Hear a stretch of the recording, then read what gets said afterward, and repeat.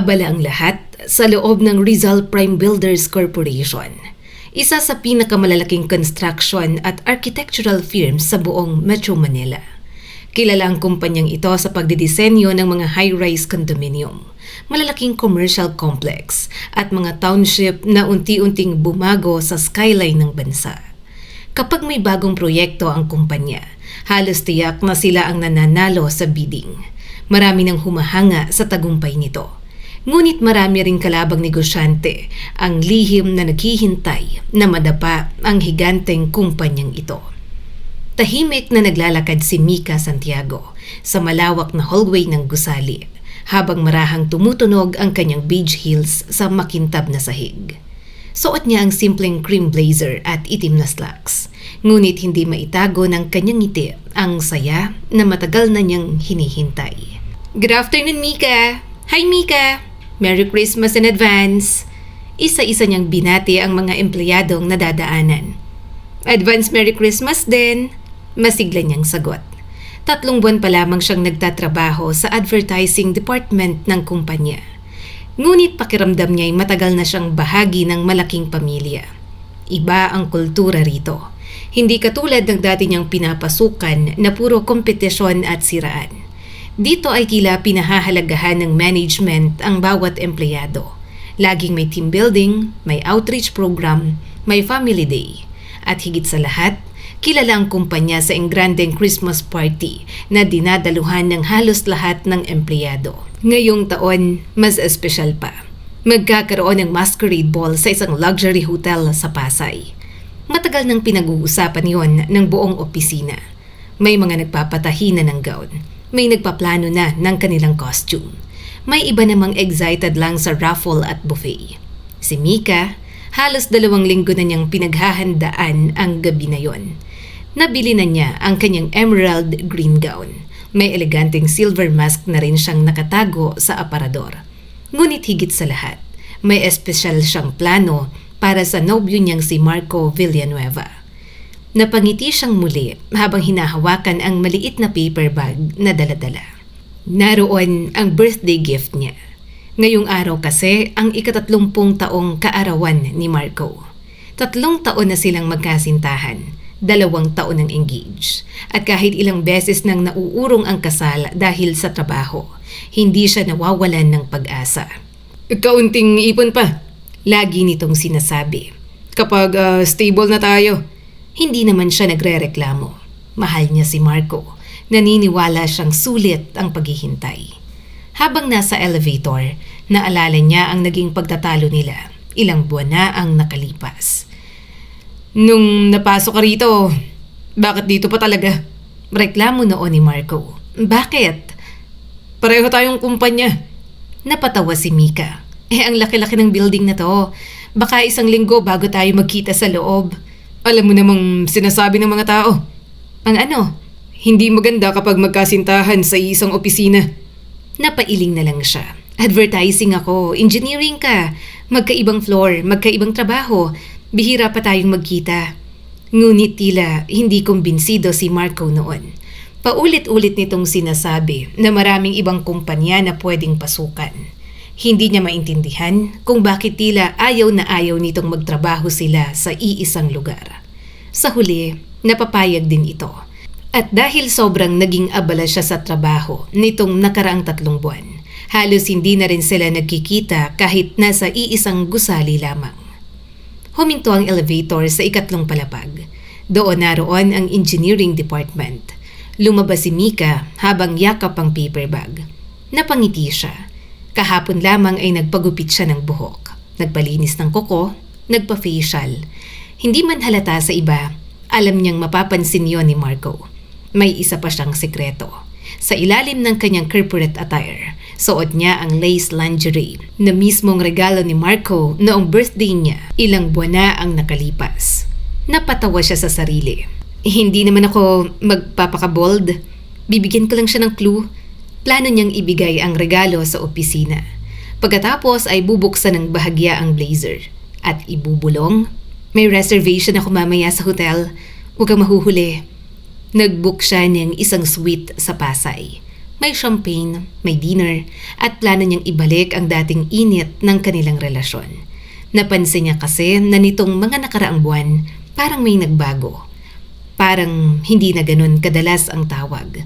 Mas madalas na itong overtime. Kapag magkasama sila, tila laging pagod. Inisip na lang niyang normal yon. Pareho silang busy at ganito talaga kapag malapit ng ikasal. Pagdating sa hallway, napansin niyang wala sa mesa ang sekretarya ng department. Tahimik ang paligid. Maraming marahil ang nasa site inspection. Napangiti siya. Perfect. Mas magiging pribado ang pagbati niya. Marahan siyang kumatok. Walang sumagot. Siguro abala. Dahan-dahan niyang pinihit ang doorknob. Happy birthday, Engineer Mark. Naputol ang kanyang sasabihin. Nanigas ang buo niyang katawan. Parang tumigil ang oras. Unti-unting nawala ang ngiti sa kanyang mukha. Sa loob ng opisina, nakatayo si Marco. Magulo ang buhok nito. Hindi pa nakasara ng maayos ang zipper ng pantalon. Sa sofa naman, isang babaeng nakaupo ang mabilis na nag-ayos ng kanyang palda. Nakababa ang isang stocking, halatang nagmamadali. At higit sa lahat, pareho sila ng suot na kulay ng lace lingerie. Iisang design, iisang brand, iisang regalo. Hindi agad nakapagsalita si Mika. Pakiramdam niya ay may malaking bato na dumagan sa kanyang dibdib. Mika, nauutal na sabi pa ni Marco. Mabilis itong lumapit. Hindi ito ang iniisip mo. Napatingin si Mika sa babae. Nakilala niya ito, si Karen, executive secretary ng isa sa mga senior managers. Madalas niya itong nakikitang dumadaan sa hallway. Laging nakaayos, laging nakangiti, laging tila perpekto. Ngayon, siya pala ang kabit. Napabuntong hininga si Mika. Tahimik, napakatahimik. Mas nakakatakot kaysa sa pagsigaw. Seryoso ka? Mahina niyang tanong. Mika, makinig ka muna. Hindi siya sumagot. Sa halip, isinara niya ang pinto. Nagulat sina Marco at Karen. Akala nila'y iiwas na siya. Ngunit hindi. Ayaw lang niyang makita ng buong opisina ang eksenang yon. Ayaw niyang maging chismis ang pinakamasakit na araw ng kanyang buhay. Lumapit si Marco. Mika, please, hayaan mong magpaliwanag ako. Napatingin siya sa zipper nito na hindi pa rin maayos ang pagkakasara. Pagkatapos ay mabilis siyang nagsalita. Isara mo muna ang pantalon mo. Namutla si Marco. Mabilis nitong inayos ang sarili. Samantalang si Karen ay nakahalukip-kip lamang habang nakatingin kay Mika na tila siya pa ang may kasalanan. Mas lalo yung nagpasiklab ng galit sa dibdib niya. Ngayon ko lang naintindihan, malamig na sabi ni Mika. Kaya pala ayaw mong pumasok ako rito. Wala pala sa kumpanyang problema, kundi sa sikreto mo na ayaw mong mahuli. Tahimik si Marco. Mika, please, nagkamali ako. Bago pa itong makadagdag ng paliwanag, biglang nagsalita si Karen. Alam mo, buti na rin at nalaman mo. Napalingon si Mika. Matagal ka na naming niloloko. Halos 1 taon na. Plano ka na nga sanang hiwalayan ni Marco. Naawa lang siya sa'yo. Parang may humampas na martilyo sa ulo ni Mika. 1 taon? Ibig sabihin, noong mga panahong akala niya'y abala lang sa trabaho ang kanyang fiancé, may iba na pala itong kasama. Dahan-dahang napangiti si Mika. Ngunit hindi yun ngiti ng saya. Yun ang ngiting lumalabas kapag sobra na ang sakit. At sa unang pagkakataon sa buong relasyon nila, naramdaman niyang may namatay sa loob ng kanyang puso. Naawa lang siya sa'yo. Paulit-ulit na umalingaw-ngaw sa isip ni Mika ang mga salitang binitiwan ni Karen. Hindi niya alam kung alin ang mas masakit. Ang makitang niloloko siya ng lalaking balak niyang pakasalan o ang marinig mula sa ibang babae na matagal na pala siyang ginagawang tanga. Pinilit niyang panatilihing kalmado ang mukha niya. Ayaw niyang umiyak. Hindi sa harap ni Marco, lalong hindi sa harap ni Karen. Hindi niya ibibigay sa kanilang dalawa ang kasiyahang makitang nasira siya. 1 taon? Mahinang tanong ni Mika. Hindi sumagot si Marco. Iniwas nito ang tingin at inayos ang kuwelyo ng polo na tila yon ang pinakamahalagang bagay sa sandaling yon. Si Karen naman ay bahagya pang ngumiti. Halos, sagot nito. Nagsimula ng Christmas party last year, parang may malamig na tubig na ibinuhos sa buong katawan ni Mika. Naalala niya ang gabing yon. Hindi pa siya empleyado ng kumpanya noon. Sinabi ni Marco na kailangan nitong dumalo sa party dahil bahagi yon ng trabaho. Bandang 11:00 ng gabi, tinawagan niya ito. Hindi sumagot. Kinabukasan na ito nagparamdam. Sinabi nito na nalasing ng sobra at nakitulog sa kondo ng isang katrabaho. Naniwala siya. Hindi lamang naniwala. Pinagluto niya pa ito ng lugaw dahil masama raw ang pakiramdam. Tanga talaga ako, bulong niya. Mika, wag mong sabihin yan. Mabilis na sabi ni Marco. Hindi ka tanga. Napatingin siya rito. Talaga? Tumawa siya ng mahina. Niloko mo ko ng halos 1 taon. Binigyan mo kami ng parehong lingerie. Tapos sasabihin mong hindi ako tanga? Namutla si Marco. Napatingin si Karen sa suot niyang lace at saka kay Mika. Doon lamang yata nito napagtanto ang nakakainsultong detalye. Pareho? Tanong ni Karen. Hindi napigilan ni Mika ang mapaklan niyang ngiti. Oo, parehong pareho. Napalingon si Karen kay Marco. Akala ko pinili mo to para sa akin. Hindi to ang oras para pag-usapan yan, sagot ni Marco. Aba, bakit hindi? Singhal ni Karen. Sabi mo, espesyal ako. Tumahimik ka muna. Hindi mo ako utusan. Biglang nagtaasan ng boses ang dalawa. Kung hindi masakit ang sitwasyon, baka natawa pa si Mika. Ang lalaking pinapangarap niyang pakasalan at ang babaeng dahilan ng pagkawasak ng relasyon nila. Nag-aaway ngayon dahil sa isang kapirasong lace. Doon niya tuluyang naunawaan kung gaano kababaw ang lahat para kay Marco. 3 taon nilang pinagsaluhan ang mga pangarap. Nag-ipon sila para sa kasal, nagplano ng maliit na bahay. Pinag-uusapan pa nila kung ilan ang magiging anak nila. Ngunit sa isang iglap, napalitan ang lahat ng hiya, kasinungalingan at panloloko. Lumapit muli si Marco. Mika, pakinggan mo ako. Nagkamali ako pero hindi ibig sabihin na wala na akong pakialam sa'yo. Pakialam? Napatawa siya. Ganito bang pakialam? Physical lang ito. Natahimik ang silid. Maging si Karen ay napatingin sa lalaki.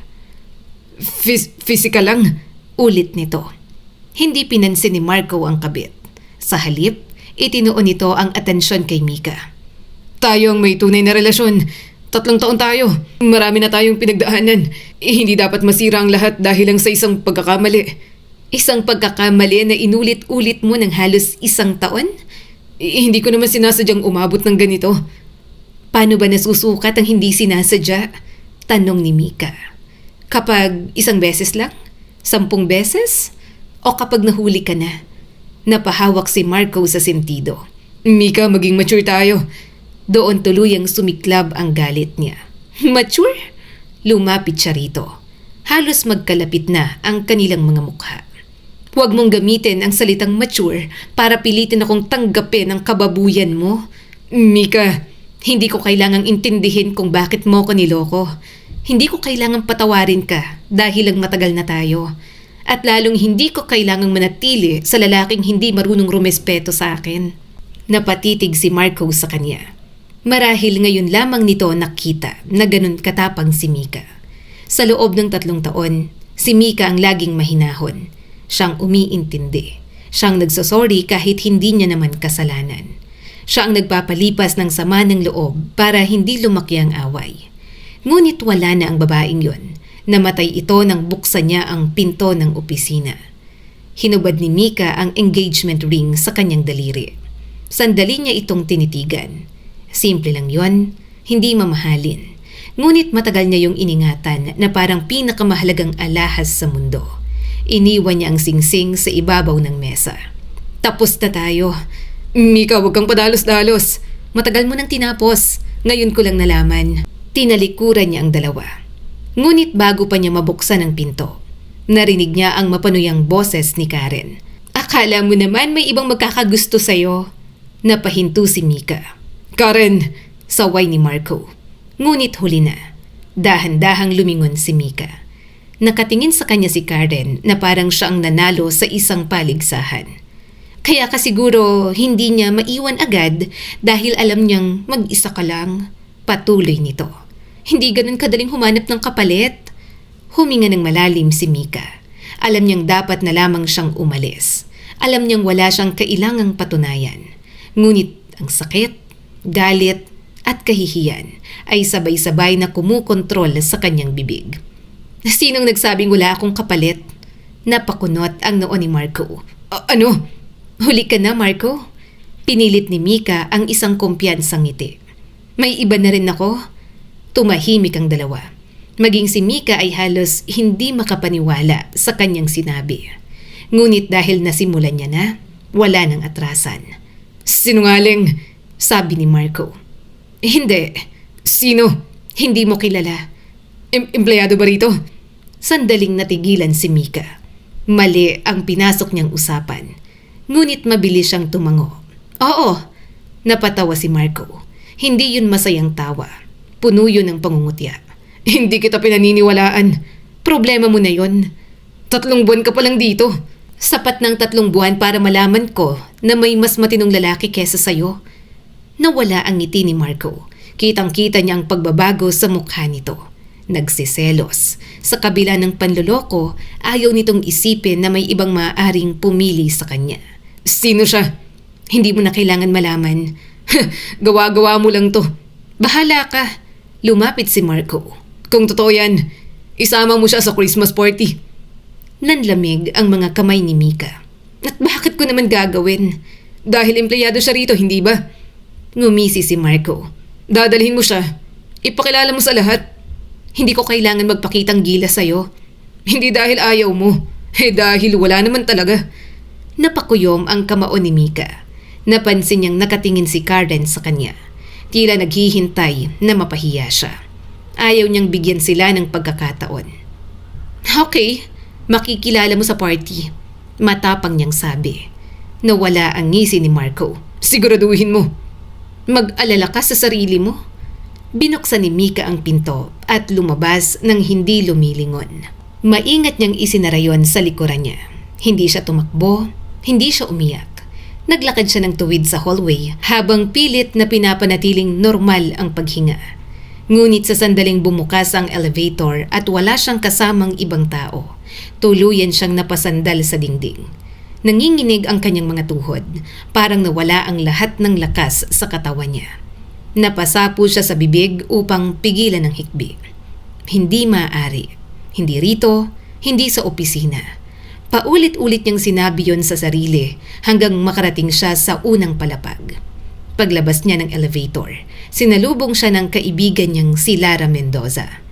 Si Lara ang unang naging malapit kay Mika sa kumpanya. Masayahin ito, madaldal at palaging may dalang kape. Mika! Tawag nito. San ka galing? Hinahanap ka ni Ma'am Celeste para sa campaign layout? Huminto si Lara nang makita ang mukha niya. Oh, bakit parang nakakita ka ng multo? Mas malala. Ano? Hindi rito. Naramdaman ni Lara ang bigat ng boses niya. Wala na itong itinanong. Hinawakan siya nito sa braso at dinala sa emergency exit patungo sa likod ng gusali. Pagbukas ng pinto, sinalubong sila ng mainit na hangin at ingay ng mga truck sa warehouse area. Desyembre noon, ngunit katulad ng karaniwang panahon sa Metro Manila, hindi malamig. May bahagyang simoy ng hangin, ngunit nananatili ang init ng araw at amoy ng alikabok mula sa construction materials. Umupo si Mika sa isang sementadong hagdan. Iniabot ni Lara ang hawak nitong iced coffee. Uminom ka. Hindi ko kaya. Kahit isang lagok. Kinuha yun ni Mika at uminom. Matamis, malamig, ngunit walang lasa. Anong nangyari? Tinitigan niya ang plastic na baso. Niloloko ako ni Marco. Nanlaki ang mga mata ni Lara. Ano? Nahuli ko siya. Kanino? Kay Karen? Yung si Karen? As in yung secretary? Tumango si Mika. Sa opisina niya? Muling tumango si Mika. Grabe! Napasigaw si Lara bago mabilis na tinakpan ng bibig.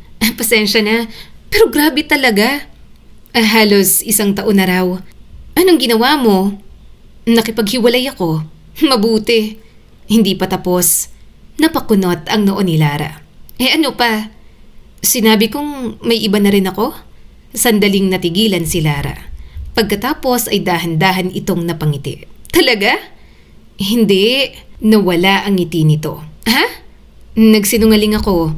Ay, at sinabi kong nagtatrabaho siya rito. Ah, mas malala. At sinabi kong dadalhin ko siya sa Christmas party. Napapikit si Lara. Mika, alam ko, bakit mo naman sinabi yun? Hindi ko alam. Halos maiyak na sigaw ni Mika. Galit ako, nasasaktan. Tapos sinabi ni Karen na wala nang magkakagusto sa akin. Bakit mo pinakinggan ang babaeng nakikipagrelasyon sa engaged na lalaki? Hindi ko pinakinggan. Nadala lang ako. Napailing si Lara. May ilang araw pa tayo bago ang party. 4 na araw. Makakahanap tayo. Nang ano? Tanong niya. Nang lalaking magpapanggap na boyfriend mo. Napatingin si Mika sa kanya. Seryoso ka? Bakit hindi? Lara, hindi ako naghahanap ng extra sa teleserye. Maraming lalaki rito sa kumpanya, no? Pero halos lahat nakakakilala kay Marco. Ano ka ba? May mga tao sa warehouse at project sites na hindi niya kilala. Napabuntong hininga si Mika. Hindi ako lalapit sa kung sino-sinong lalaki para sabihing, hello? Pwede ka bang magpanggap na mahal mo ko? Di babayaran natin. Mas masahol naman yun. Hindi naman masama kung malinaw ang usapan. Umupo si Lara sa tabi niya. Isang gabi lang, susunduin ka, sasamahan ka sa party, hahawakan ng kamay mo, ngingiti sa'yo, tapos uwian na. Parang escort? Mas magandang tawaging professional companion. Napatawa si Mika kahit labag sa loob. Baliw ka talaga.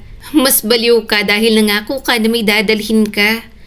Bago pa makasagot si Mika, may malakas na kalabog mula sa loading area.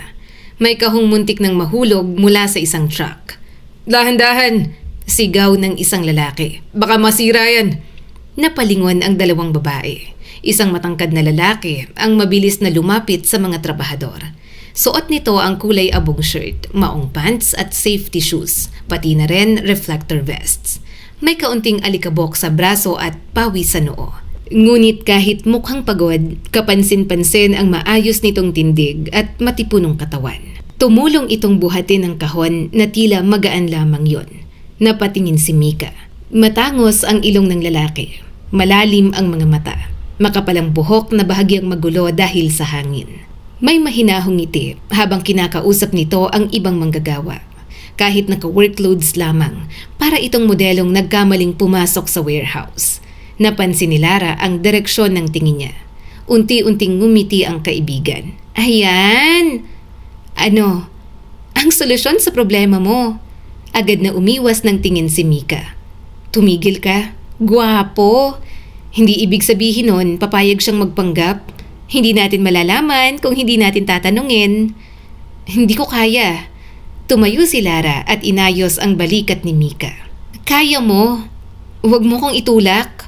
Ngunit hindi pa man natatapos ni Lara ang sinabi. Bahagyanan nitong naitulak si Mika pasulong. Lara! Napalingon ang lalaki. Nagtama ang kanilang mga mata. Napatigil si Mika. Ngumiti ang lalaki ng bahagya. May kailangan po kayo, ma'am? Hindi nakasagot si Mika. Sa likuran niya, narinig niya ang mahinahong bulong ni Lara. Ayan na, panindigan mo ng kasinungalingan mo. Napapikit si Mika nang marinig ang bulong ni Lara sa likuran niya. Gusto niyang umatras, gusto niyang tumalikod at bumalik sa loob ng gusali na parang walang nangyari. Ngunit nakatingin na sa kanya ang lalaki. May bahagyang ngiti ito sa labi habang naghihintay ng sagot. May kailangan po kayo, ma'am? Muling tanong nito. Napatingin si Mika kay Lara. Ngunit mabilis na tumingin sa ibang direksyon ang kaibigan. Kunwari abala sa pag-inom ng iced coffee. Walang silbi. Huminga ng malalim si Mika at muling humarap sa lalaki. May itatanong sana ako? Tumango ito. Sige po. Pero medyo kakaiba? Mas naging interesado tuloy ako. Ngumiti ang lalaki.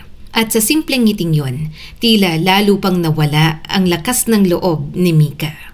Hindi niya alam kung paano sisimulan. Paano ba humingi ng pabor sa isang estranghero para magpanggap na nobyo? Hindi yun parang panghihiram lamang ng ballpen. May girlfriend ka ba? Bigla niyang tanong. Napatigil ang lalaki. Maging ang mga trabahador sa malapit ay tila napalingon. Mabilis na yumuko si Mika dahil sa hiya.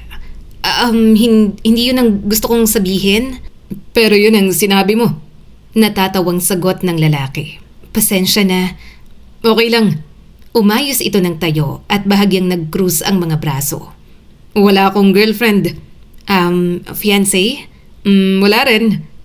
Asawa? Wala. Napatingin si Mika rito. Sigurado? Tumawa ang lalaki. Bakit parang may background check? Importante lang. Sige, single ako. Napangiti si Lara sa likuran nila. Muli itong bumulong. Perfect! Narinig yon ng lalaki. Napatingin ito kay Lara at saka bumalik kay Mika. May balak ba kayong ibenta sa akin? Wala. Mabuti naman. Huminga ng malalim si Mika. Sige, diretsahan na. Lumapit siya ng kaunti. Kailangan ko ng lalaking magpapanggap na boyfriend ko. Napakurap ang lalaki. Para saan? Sa Christmas party? May party kayo? Party natin?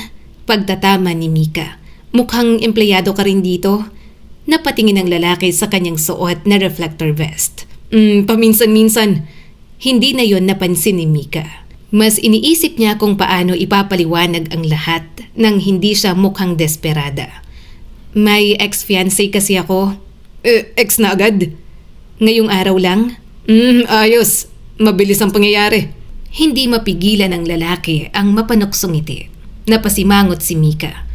Pwede bang maging seryoso ka muna? Seryoso ako. Hindi halata. Pasensya na. Sige, makikinig ako. Sandaling natahimik si Mika. Hindi niya planong sabihin ang buong katotohanan sa isang lalaking ngayon lang niya nakilala.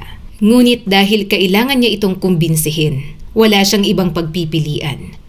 Nahuli ko siyang may kasamang ibang babae sa opisina. Nawala ang ngiti ng lalaki. Fiancé mo? Tumango si Mika. Halos 1 taon na raw akong niloloko. Masama yun. Alam ko. At gusto mong magselo siya? Hindi agad sumagot si Mika.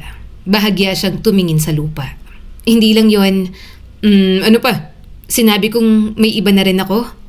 May iba ka ba talaga? Wala. Tapos sinabi kong nagtatrabaho dito ang lalaking yon. Mas lumala. Alam ko. At sinabi mong dadalhin mo siya sa party. Napatingin si Mika rito. Paano mo nalaman? Hindi mahirap hulaan.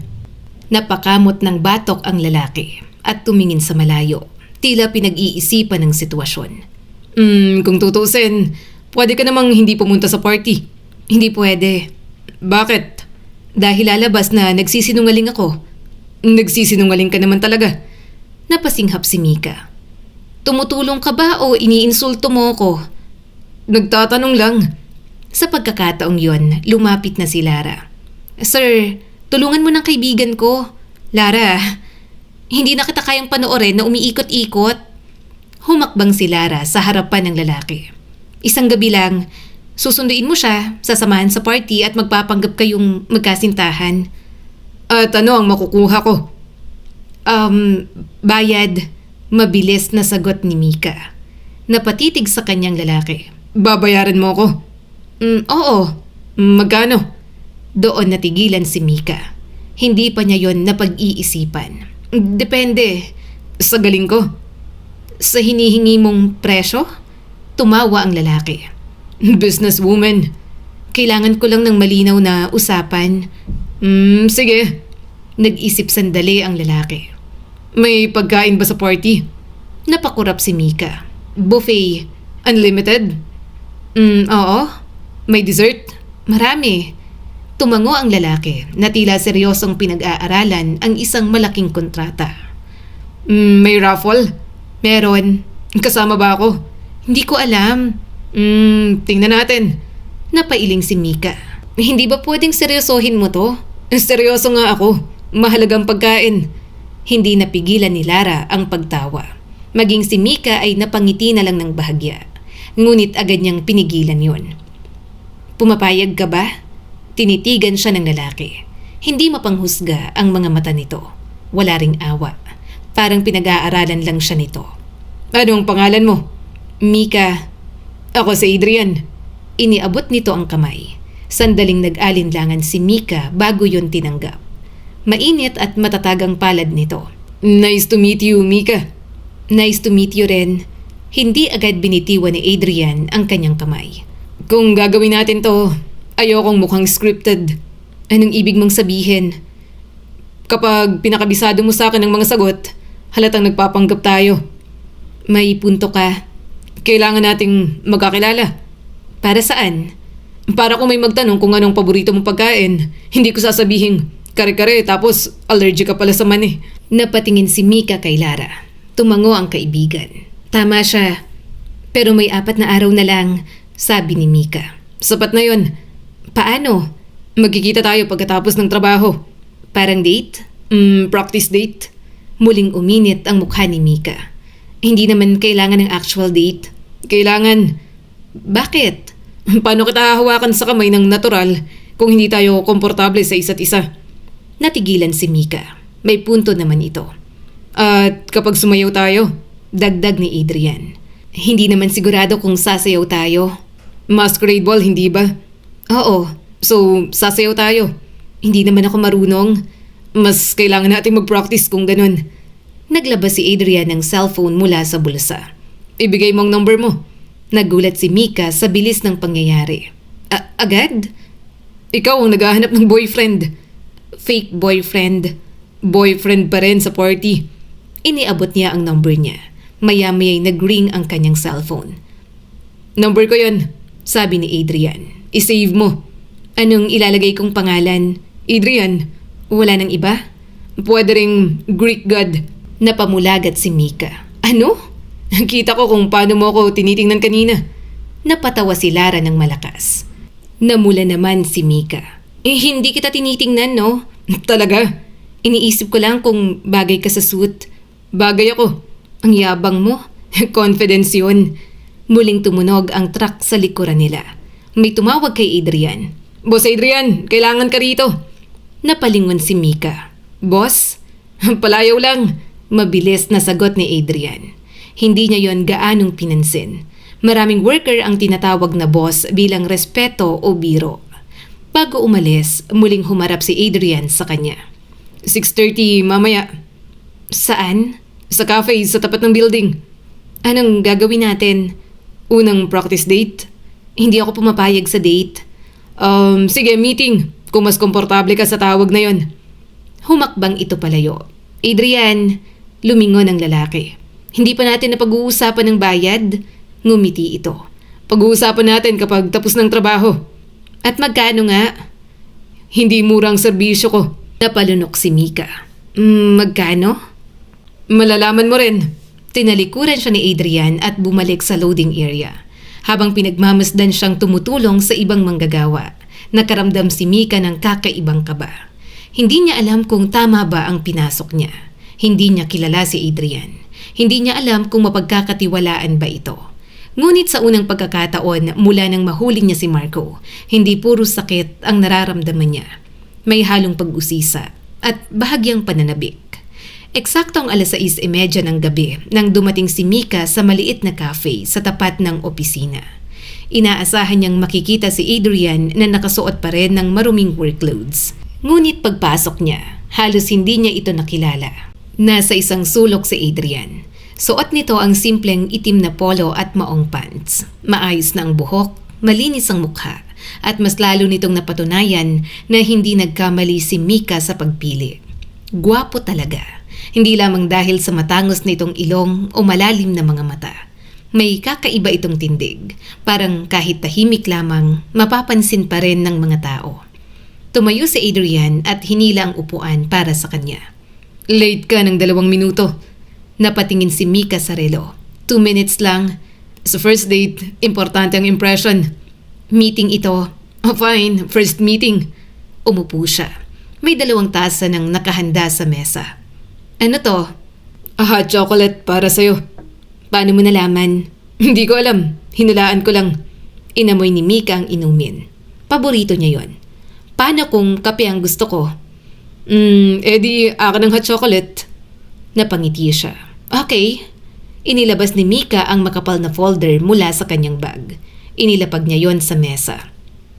Ano to? Tanong ni Adrian. Mga dapat mong malaman tungkol sa akin. Binuksan niya ang folder. Paboritong pagkain, birthday, pangalan ng nanay ko, mga lugar na pinuntahan ko at kwento kung paano tayo nagkakilala. Napatingin si Adrian sa makapal na folder. May exam ba pagkatapos? Adrian, seryoso ka talaga? Gusto ko kapani-paniwala. Kinuha ni Adrian ang folder. Ngunit sa halip na buksan, inilagay nito yon sa kabilang upuan. Hindi natin kailangan yan. Ano? Hindi ako magkakabisado. Paano tayo magiging kapani-paniwala? Sa pamamagitan ng totoong pagkilala. Sumandali ito sa upuan. Sabihin mo sa akin ng isang bagay na hindi alam ng ibang katrabaho mo. Napaisip si Mika. Takot ako sa butiki. Napatawa si Adrian. Talaga? Hindi nakakatawa? Oh, okay. Ako naman, hindi marunong lumangoy. Pero sabi mo, mahilig ka sa beach. Mahilig tumingin, hindi sumisid. Napangiti si Mika. Ano pa? Paborito kong pagkain ng sinigang. Anong sinigang? Baboy. Sa sampalok? May ibang klase ba? Marami? Hindi ko alam. At doon nagsimula ang kanilang kakaibang usapan. Mula sa paboritong pagkain hanggang sa mga pangarap noong bata pa sila. Mula sa mga nakakahiyang karanasan hanggang sa pinakamasakit na alaala.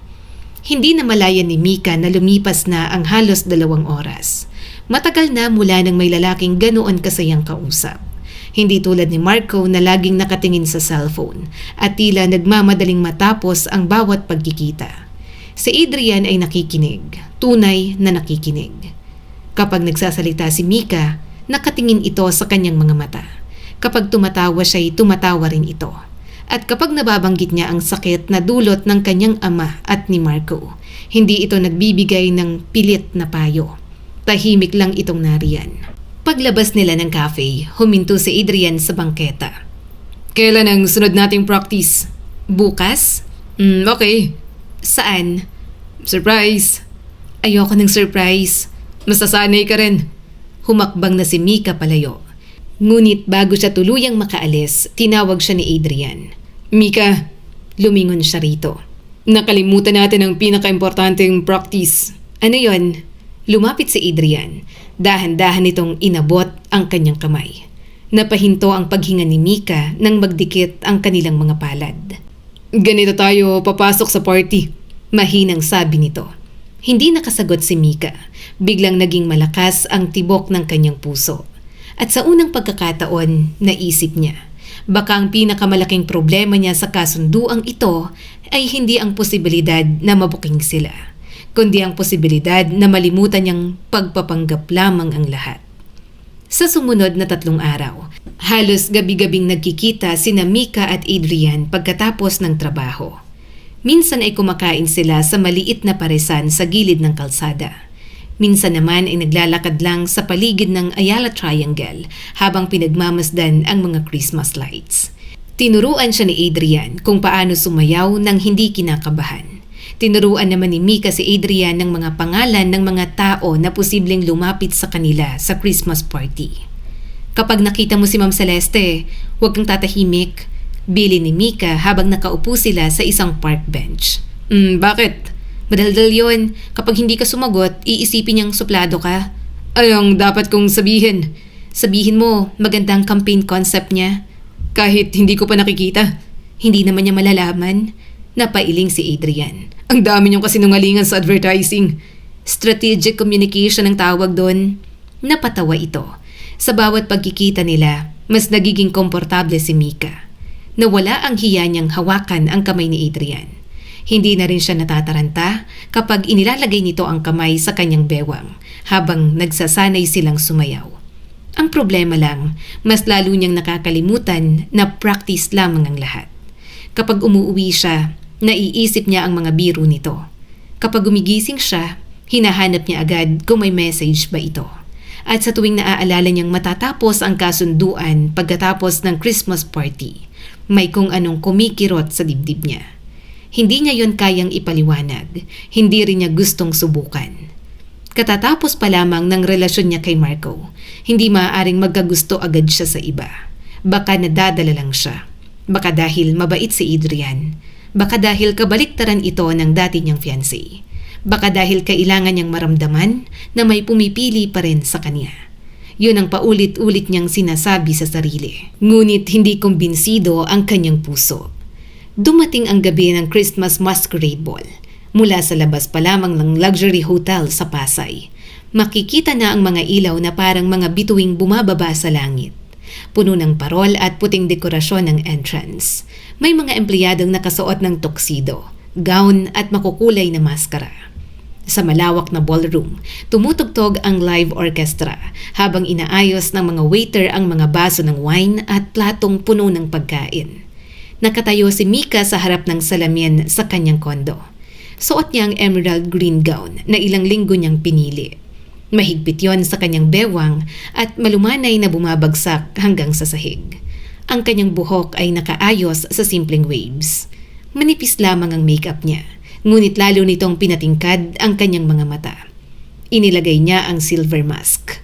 Dapat sana ay masaya siya. Ngunit nanginginig ang kanyang mga daliri. Hindi dahil kay Marco. Hindi na niya alintana kung ano ang magiging reaksyon nito. Ang kinatatakutan niya ay ang pagtatapos ng gabi. Pagkatapos nito, wala nang dahilan para magkunwari silang magkasintahan ni Adrian. Tumunog ang doorbell. Napahawak si Mika sa dibdib. Dahan-dahan niyang binuksan ang pinto. At halos nakalimutan niyang huminga. Nakatayo si Adrian sa labas. Suot nito ang itim na tuxedo na eksaktong fit sa kanyang katawan. Maayos ang buhok nito. May simpleng itim na maskara sa isang kamay at isang maliit na bouquet ng puting rosas sa kabila. Wala na ang warehouse worker na nakita niyang pawisan at puno ng alikabok. Sa harap niya ay isang lalaking tila sanay sa mamahaling kasuotan at eleganteng pagtitipon. Para sa pinakamagandang babae sa party, sabi ni Adrian habang iniaabot ang mga bulaklak. Natigilan si Mika. Kasama ba to sa serbisyo mo? Bahagyang nagbago ang ngiti nito. Pwede nating sabihing bonus. Tinanggap niya ang bouquet. Ang ganda. Mas maganda ka. Agad siyang umiwas ng tingin. Practice line ba yan? Hindi lahat ng sinasabi ko ay practice. Hindi na nakasagot si Mika. Naglakad sila patungo sa elevator. Sa parking area, huminto si Mika nang makita niya ang sasakyang naghihintay. Isang itim na luxury SUV ang nakaparada sa harap nila. May driver pang bumaba upang buksan ang pinto. Kanina to? Tanong niya. Hiniram ko. Kanino? Sa kakilala.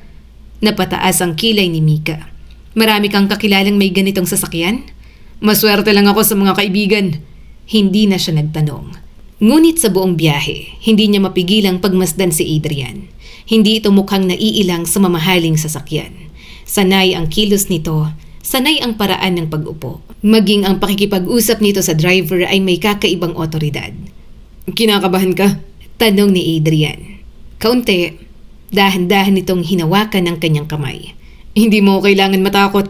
Baka may magtanong at mali ang sagot natin. Tumingin ka lang sa akin. Ano? Kapag kinakabahan ka, tumingin ka sa akin. Pinisil nito ng bahagya ang kanyang mga daliri. Hindi kita hahayaang mapahiya. Sa sandaling yon, nakalimutan ni Mika na may bayad dapat ang lahat. Nakalimutan niyang kasunduan lamang yon. Ang nararamdaman niya ay parang pangako. Pagpasok nila sa ballroom, halos sabay-sabay na napalingon ang mga tao. Unti-unting humina ang mga usapan. May mga nagbulungan, may mga nakangiti. May iba namang tila nagulat nang makita kung sino ang kasama ni Mika. Bakit sila nakatingin? Bulong niya. Dahil maganda ka. Adrian, seryoso. Seryoso ako. Inalok nito ang kanyang braso. Mahigpit na kumapit si Mika habang magkasabay silang bumababa sa engranding hagdan patungo sa ballroom floor. Mula sa malayo, nakita niya si Lara. Nakapula ito ng gown at nakatayo sa tabi ng fiancé nitong si Nico. Nang magkita sila, napanganga ito. Mabilis na lumapit si Lara. Mika! Niyakap siya nito bago tumingin kay Adrian mula ulo hanggang paa. Grabe! Lara, Saway ni Mika. Ano? Totoo naman. Inilahad ni Adrian ang kamay kay Nico. Adrian! Nico! Nagkamayan sila. Habang abala ang mga lalaki sa pag-uusap, inilapit ni Lara ang bibig sa tenga ni Mika. Saan ka nakahanap ng warehouse worker na mukhang may sariling warehouse? Tumahimik ka? Parang hindi ito nangangailangan ng bayad. Hindi pa namin napag-uusapan. Hindi mo pa rin alam ang presyo? Tanong pa ni Lara. Umiling si Mika. Ano ka ba? Baka mamaya lupa ang hingin niyan. Bago pa sila makapagpatuloy, may lumapit na matandang lalaki na nakasuot ng dark blue na suit. Kilalang kilala siya ng lahat. Si Don Roberto Villarreal, ang founder at chairman ng kumpanya. Bihira itong makita sa office dahil ang anak nitong si Rafael ang namamahala sa karamihan ng operations. Ngunit kapag dumadalo ito sa isang event, halos lahat ay tumatayo at bumabati. Ngumiti si Don Roberto nang makita si Adrian. Sa wakas, dumating ka rin. Nanigas si Mika. Lumapit ang matanda at bahagyang tinapik ang balikat ni Adrian. Akala ko hindi ka na naman dadalo. May magandang dahilan po ako ngayon. Sagot naman ito. Napatingin si Don Roberto kay Mika. At sino ang magandang dahilan na ito? Bago makasagot si Mika, inilagay ni Adrian ang kamay sa kanyang likod. Dad, si Mika Santiago. Parang biglang nawala ang tunog sa buong ballroom. Hindi nakagalaw si Mika. Dad? Mahina niyang ulit. Ngumiti ang matanda at iniabot ang kamay. Iginagagala kitang makilala, Mika. Automatic ko siyang nakipagkamay. Ako rin po, sir. Hindi mo kailangang tawagin akong sir. Roberto na lamang. Pagkaalis ng matanda upang batiin ang ibang bisita, agad na hinarap ni Mika si Adrian. Anak ka ng may-ari? Mahina ang boses niya, ngunit puno ng pagkabigla. Chairman ang tatay ko. At bakit hindi mo sinabi? Hindi mo naman tinanong. Akala ko, warehouse worker ka. Tumutulong ako sa warehouse. Sinabi mong may iba kang trabaho. Operations at project development. Adrian, pinilit nitong pinigilan ng tawa. Pasensya na. Ginawa mo akong mukhang tanga. Hindi naman. Tinanong pa kita kung magkano ang kinikita mo sa pagbubuhat. Sinabi kong sapat sa tinapay at kung swerte, may palaman. Dapat sinabi mo na kaya mong bilhin ng bakery. Napahawak si Adrian sa bibig upang pigilan ang pagtawa. Lalong uminit ang mukha ni Mika. Ngunit bago niya ito mapagalitan pa, may dalawang taong lumapit sa kanila. Si Marco at si Karen. Magkahawak ang dalawa, ngunit halatang pilit ang kanilang mga ngiti. Nakasuot si Marco ng itim na suit na bahagyang masikip sa tiyan. Si Karen naman ay naka-gold gown at maskarang puno ng kumikislap na bato. Ngunit hindi kay Mika nakatingin si Karen. Nakatuon ang mga mata nito kay Adrian. Mika! Bati ni Marco. Marco! Napatingin ito kay Adrian. Halatang namutla nang makilala ang lalaki. Sir Adrian! Kalmadong tumango si Adrian. Engineer Marco! Nagulat si Mika. Magkakilala kayo? Paminsan-minsan akong dumadala sa project meetings. Sagot ni Adrian. Nawala ang natitirang kulay sa mukha ni Marco. Ibig sabihin, alam nito kung sino ang kasama ni Mika. At higit sa lahat, alam nito na hindi ordinaryong empleyado ang lalaking kaharap niya. Hindi ko alam na kayo pala, sabi ni Marco. Marami kang hindi alam. Malamig na sagot ni Adrian. Humigpit ang pagkakahawak nito sa baywang ni Mika. Hindi mapigilan ni Mika ang mabilis na tibok ng kanyang puso. Akala ko nagsisinungaling ka lang, sabi ni Marco kay Mika. Hindi niya kailangan magpaliwanag sa'yo, sagot naman ni Adrian. Sumingit si Karen. Matagal na ba kayo? Napatingin si Mika kay Adrian. Ito na ang sandaling kailangan nilang gamitin ang kanilang napagpraktisan. Ngunit bago pa siya makasagot, ngumiti si Adrian. Sapat na ang tagal para malaman kung hindi ko siya sasayangin. Natahimik si Mika. Hindi yun bahagi ng script. Hindi nila yun pinag-usapan. At sa paraan ng pagkakasabi ni Adrian, parang hindi yun kasinungalingan. Napakuyom ang kamao ni Marco. Hindi naman seryoso ang relasyon namin ni Karen. Bigla nitong sabi. Nagkaroon lang kami ng problema ni Mika. Napalingon si Karen. Ano? Hindi ito pinansin ni Marco. Mika, pwede ba tayong mag-usap? Wag na. Sandali lang. Lumapit ito, ngunit humarang si Adrian. Sinabi niyang ayaw niya. Relasyon namin to. Dati. Wala kang alam sa amin. Sabi pa ni Marco. Bahagyang ngumiti si Adrian. Ang alam ko, niloko mo siya. Nagsimulang tumingin ang mga tao sa kanilang paligid. Napansin ni Marco yon at bahagyang ibinaba ang boses. Hindi mo dapat pakialaman ng personal naming usapan. Kung personal lamang sana ang ginawa mo.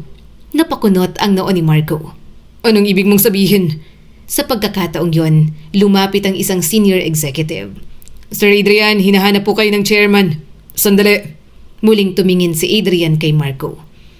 May natanggap akong report na ginagamit mong opisina para sa mga personal mong lakad. Namutla ang lalaki. At may mga reimbursement request kang hindi malinaw ang pinagamitan. Sir, may papaliwanag ko yun. Mas mabuting ihanda mo ang paliwanag sa Lunes, Sir Adrian. Kasama ng mga resibo. Napatingin si Adrian kay Karen. At ikaw rin. Biglang nawala ang tapang sa mukha ng babae. Hindi ko po alam ang tungkol sa reimbursement. Malalaman natin. Tahimik ang buong paligid. Hindi na lamang relasyon ang problema ni na Marco at Karen. Posibleng pati trabaho nila ay mawala na. Ngunit habang nakatingin si Mika sa dalawa, wala siyang naramdamang tuwa. Wala ring awa. Parang wala na lamang silang halaga sa kanya. Ang sakit na kanina lamang ay tila sariwa pa, biglang naging malayong alaala. Hinawakan ni Adrian ang kanyang kamay. Tara. Saan? Sumayaw tayo. Dinala siya nito sa gitna ng ballroom. Nagsimulang tumugtog ang orkestra ng isang mabagal na awitin. Inilagay ni Adrian ang isang kamay sa bewang niya. Nasa balikat naman nito ang kamay ni Mika. Marahan silang umindayog kasabay ng musika. Tahimik silang dalawa sa unang ilang sandali. Galit ka pa rin ba? Tanong ni Adrian. Dahil hindi mo sinabi kung sino ka? Tumango ito. Oo, kaunti. Patawad. Bakit mo itinago? Huminga ng malalim si Adrian. Dahil nung nilapitan mo ko, hindi mo alam kung sino ako. Anong ibig mong sabihin? Hindi mo ako kinausap dahil anak ako ng may-ari. Napatingin siya sa mga mata nito. Nilapitan mo ako dahil kailangan mo ng tulong. Hindi ba mas masama yun? Napangiti si Adrian. Hindi, nakakatuwa yun. Tinawag pa kitang Greek god. Yun ang paborito kong bahagi. Napailing si Mika, ngunit napangiti rin siya. Maya-maya'y muling naging seryoso si Adrian. Hindi ako sanay na may taong nakikipag-usap sa akin nang hindi alam ang apelido ko. Akala ko Adrian lang ang pangalan mo. Adrian Villarreal. Dapat sinabi mo. Baka nagbago ang pakikitungo mo sa akin. Hindi. Sigurado ka? Naisip ni Mika ang sarili niyang reaksyon nang malaman ang katotohanan. Marahil tama ito. Baka naging mailap siya. Baka hindi siya pumayag sa practice dates. Baka hindi niya ipinakita ang tunay niyang sarili. Hindi ko alam. Pero ngayon, alam mo na. Oo. At nagbago bang tingin mo sa akin? Hindi agad nakasagot si Mika. Dahil ang totoo, matagal nang nagbago ang tingin niya rito. Hindi dahil anak ito ng may-ari, kundi dahil bawat gabing pinatawa siya nito, sa bawat oras na pinakinggan siya, sa bawat sandaling ipinaramdam nito na hindi siya mahirap piliin. Adrian, mahina niyang tawag. Bakit ka pumayag? Sinabi ko na. Hindi mo kailangan ng bayad. Hindi. Hindi mo rin kailangan ng libreng buffet. Masarap pa rin ang buffet. Hindi natawa si Mika. Yung totoo, bakit talaga? Huminto ng bahagya ang kanilang pag-indayog. Mas hinigpitan ni Adrian ang hawak sa kanyang bewang. Dahil gusto kitang makilala. Napalunok si Mika. Bago mo pa ako lapitan, napansin na kita. Ano? 3 buwan kitang nakikitang dumadaan sa lobby. Bakit hindi ka lumapit? Hindi ako sigurado kung single ka. Hindi ako single nun. Alam ko. Paano? Nakikita kitang sinusundo ni Marco. Bumilis ang tibok ng puso ni Mika. Kung ganon, bakit ka pumayag na magpanggap? Dahil nung araw na lumapit ka sa akin, nakita kong nasaktan ka. Bahagyang humaplos ang mga daliri nito sa kanyang likod. At ayokong bumalik ka sa lalaking gumawa nun sa'yo. Masyado mong pinakailaman ng buhay ko. Oo. Bakit? Tinitigan siya ni Adrian. Wala nang biro sa mukha nito. Wala nang pagpapanggap. Dahil natatakot akong matapos ang gabing to. Nanlaki ang mga mata ni Mika. Sa paligid nila, patuloy ang tugtog. Patuloy ang pagsayaw ng ibang mga bisita. Ngunit parang silang dalawa lamang ang naroon. Kapag natapos ang party, wala ka ng dahilan para tawagan ako. Patuloy ni Adrian. Kasunduan lang naman natin to. Yun nga ang problema. Huminga ito ng malalim. Hindi ko na kayang ituring na kasunduan lang. Bago pa makasagot si Mika, biglang nagpalakpakan ng mga tao. Inanunsyo ng host na ilang minuto na lamang ay 12:00 na. Nagsimulang magbilang ang lahat. 10, 9, 8. Ngunit hindi nakisabay sina Mika at Adrian. Nakatitig lang sila sa isa't isa. 7, 6. Lalong bumilis ang tibok ng puso ni Mika. 5, 4. Lumapit ng kaunti si Adrian. 3, 2, 1. Sabay-sabay na sumigaw ang lahat ng Merry Christmas. Pumutok ang confetti sa buong ballroom, ngunit hindi yon ang napansin ni Mika, kundi ang mukha ni Adrian na ilang pulgada na lamang ang layo sa kanya. Pwede ba kitang halikan? Bulong nito. Dapat tumanggi siya. Dapat niyang ipaalala na pagpapanggap lamang ang lahat. Ngunit ang lumabas sa kanyang bibig ay isang mahinang sagot. Oo, dahan-dahang yumuko si Adrian. At sa gitna ng musika, tawanan at nagliliparang confetti, nagtagpo ang kanilang mga labi. Hindi yun halik para pagsilosen si Marco. Hindi yun bahagi ng kasunduan at lalong hindi yun pagpapanggap. Dahil sa unang pagkakataon mula nang magsimula ang lahat, pareho nilang alam ang katotohanan. May namumuong pag-ibig sa pagitan nila. Ngunit kasabay ng saya ni Mika ay isang tanong na hindi niya kayang alisin sa isip. Kapag natapos ang gabing ito, mananatili pa rin ba si Adrian? O tulad ng lahat ng magagandang panaginip, maglalaho rin siya pagsikat ng araw.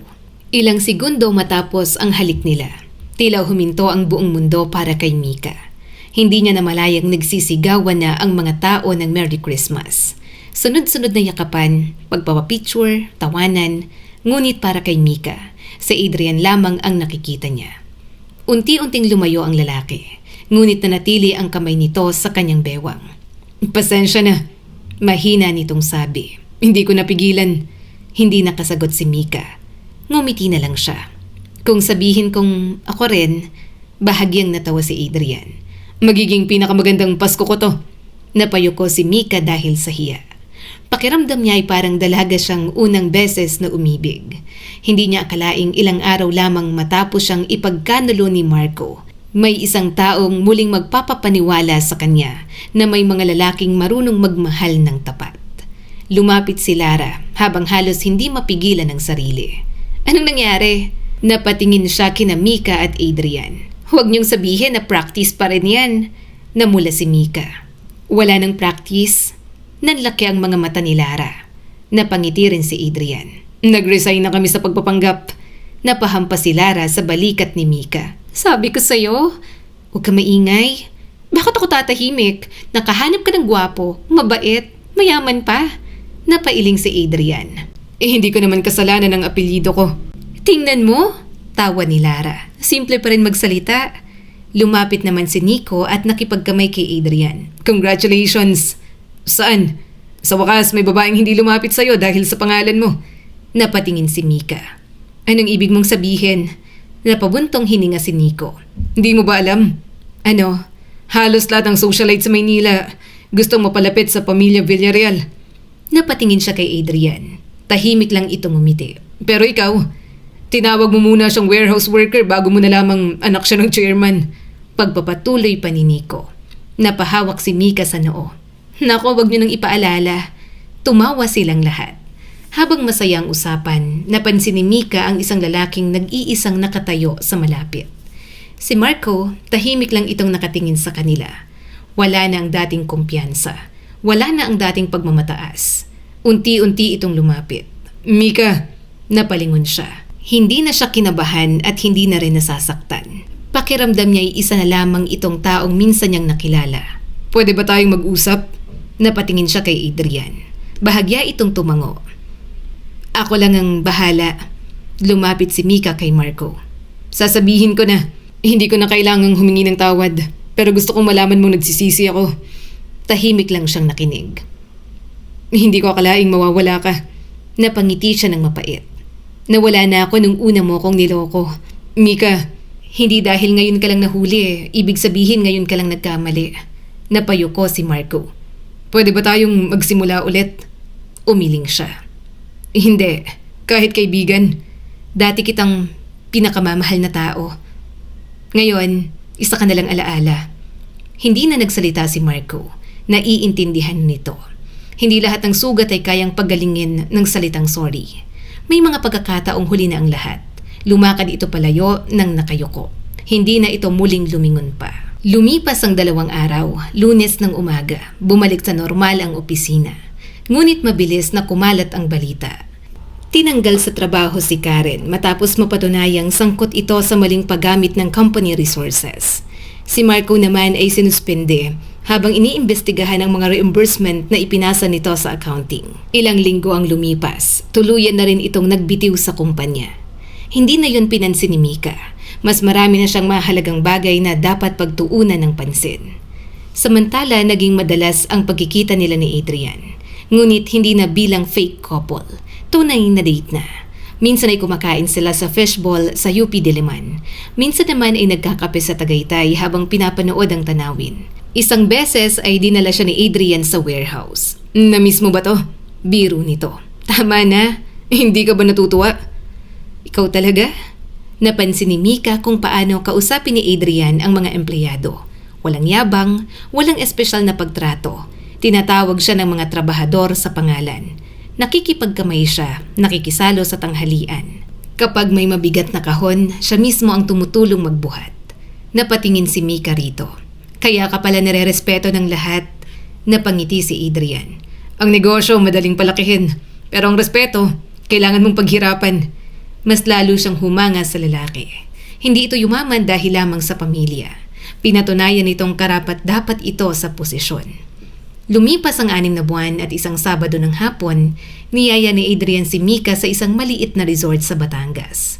Tahimik ang lugar, naroon lamang ang tunog ng alon at malamig na simoy ng hangin. Habang naglalakad sila sa tabing dagat ay biglang huminto si Adrian. Mika, Lumalim yata ang boses mo. kabado ako. Ikaw? Tumango ito. Ngayon lang. Napatawa si Mika. Hindi ako naniniwala. Kapag negosyo, hindi. Kapag ikaw, kinakabahan ako. May inilabas itong maliit na kahon mula sa bulsa. Biglang bumilis ang tibok ng puso ni Mika. Lumuhod si Adrian sa harapan niya. Napaluhod din ang mundo niya sa sandaling yon. Mika Santiago, nagsimula tayo sa isang kasinungalingan. Isang babaeng naghahanap ng peking boyfriend at isang lalaking pumayag dahil gusto lang siyang makilala. Pero bawat date, bawat tawanan, bawat hawak ng kamay, lahat yon naging totoo. Binuksan nito ang maliit na kahon. Naroon ang isang simpleng singsing. Pwede ba kitang ligawan ng habang buhay? Natawa si Mika habang umiiyak. Adrian, Oo. Tumayo agad si Adrian. Isinuot ang singsing sa kanyang daliri. Mahigpit siyang niyakap nito. Wala ka ng takas. Wala naman akong balak. Muli silang naghalikan habang unti-unting lumulubog ang araw sa karagatan. Mas masaya na ang opisina ng Rizal Prime Builders makalipas ang 1 taon. Isa ng creative director si Mika. Hindi dahil nobya siya ni Adrian, kundi dahil sa sipag, talento at mga matagumpay niyang campaign. Mahigpit ang utos ni Adrian sa HR. Walang special treatment. Mas gusto kong ipagmalaki ang achievements niya kaysa sa relasyon namin. Mas lalo siyang minahal ni Mika dahil doon. Sa araw ng kanilang kasal, dumalo ang buong kumpanya. Nasa unahan si Lara habang umiiyak. Hindi ako makapaniwala. Sa warehouse lang pala mahahanap ang forever. Natawa ang lahat. Lumapit si Adrian at bumulong kay Mika. May aaminin ako. Ano? Nung una mo akong nilapitan, hindi aksidente ang lahat. Napakunot ang noo ni Mika. Anong ibig mong sabihin? Matagal na kitang napapansin. Kaya nung nakita kitang papunta sa warehouse, sinadya kong ako ang sumalubong sa'yo. Nanlaki ang kanyang mga mata. Ibig sabihin, matagal mo na akong nililigawan? Sa isip ko. Napahampas siya sa dibdib nito.